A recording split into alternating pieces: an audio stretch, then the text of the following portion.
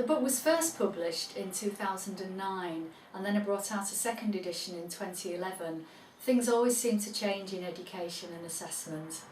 And although the principles and practices of assessment more or less remain the same, the assessment qualifications seem to change regularly and I felt it needed to be updating. I currently have a textbook which covers assessment and internal and external quality assurance, but I wanted just to have an up-to-date book purely covering assessment, and then it will help anyone who's taking an assessor qualification or taking an optional unit as part of the teacher training qualifications. This book covers all the requirements of the 3 units of the current assessor qualification. Therefore I've restructured the new edition into chapters in line with these, and I've also added a section on the role of technology in assessment because that's increasing a lot more nowadays, and also how to minimise risks when assessing because things do sometimes go wrong. The book covers quite a lot, and some of those aspects are the roles and responsibilities of an assessor, the principles of assessment, i.e. why you do it and how you do it, how you actually plan for assessment to take place, the different types and methods of assessment because they're actually a little bit different.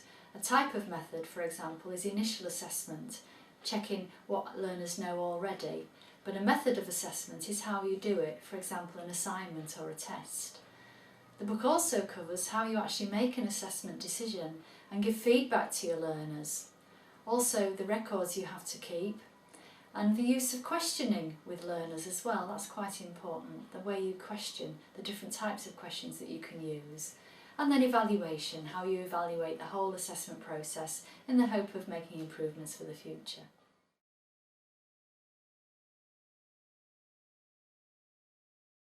Doesn't matter which awarding organisation you take the qualification with, the content of the units is the same no matter where you go. And there are actually 3 units which lead to what we call the certificate in assessing vocational achievement. Often gets called CAVA, C-A-V-A for short. So if you take all 3 units, you'll come out with that certificate. However, you can just take each unit on its own, or 2 units depending upon your job role. For example, the first unit is called Understanding the Principles and Practices of Assessment, and it's what we call a knowledge-based unit, and it's for new or existing assessors or anyone who simply wants to know what it's like to be an assessor.